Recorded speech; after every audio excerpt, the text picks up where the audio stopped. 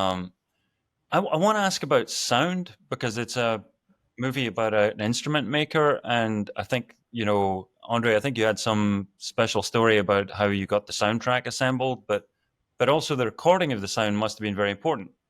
The man's voice is amazing. So, how did you approach that? Did you have a specific way to think about that?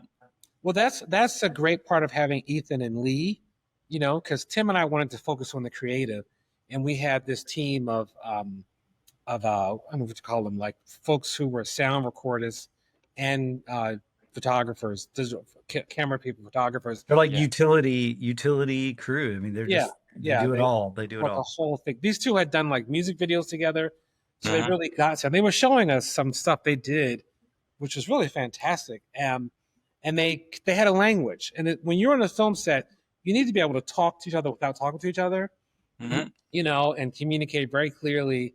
And sound is crucial when it comes to a documentary, And we had someone with a really heavy Southern accent, who had a cigar in his mouth the whole time, Yeah. you know. And Yeah. so we had to have the right person that knew how to get the boom right where it needed to be, and to put the mic on the man that had his shirt open the whole time. So it's like you can't change him, and he's rolling around in a wheelchair. Yeah. So you have to work with the environment you have, and we knew that sound was crucial because this man created. Mm. When we first got there, I remember thinking like, does this man really make these guitars? Do they work? Mhm. And at one point he pulled out an electronic machine and started going, and I was like, wow, he really is a person who makes our records. So on the post production side of things, we once again were with Ethan. Ethan brought a colleague of his in, Mhm. Gresham Cash, who is working in Paris now.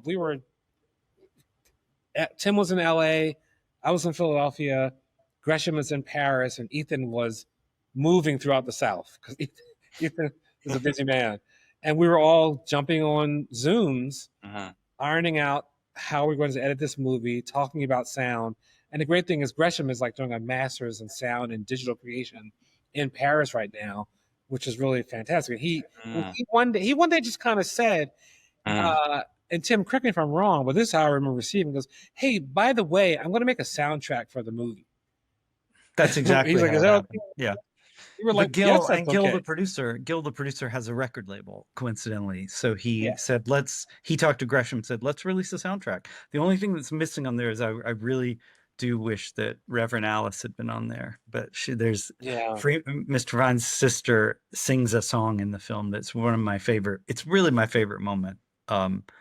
That I only got to witness in film because I wasn't there. I was out shooting something else, and Andre was filming that, and it was a really special moment. But yeah, the soundtrack is available, but it's also you were talking about the lapel, like the lav, Yeah, yeah. One thing that for the students that might be interesting is if you are if you encounter a situation where the sound could be improved, for example, and you know that it would just help if they took off their necklace because the necklace is hitting the microphone, or Yeah.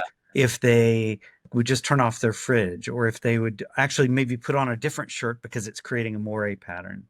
Those are Mhm. the kinds of situations that I know I would, and I'm pretty sure you would too, Andre. We would say, yes, could you please do this? But in Freeman's case, we were both sort of like, this is who he is, and it wasn't hurting the sound. Mhm. It was really more of I almost feel like it was more of a personal decision. Like, is Mhm. this respectful of him? Like, Mhm. what does it mean? I don't know. What do you think about that? I haven't. I so agree with that, and I think to add to that is we had two technical people, well, all of us actually, who knew how to deal with and respect an elder in the South.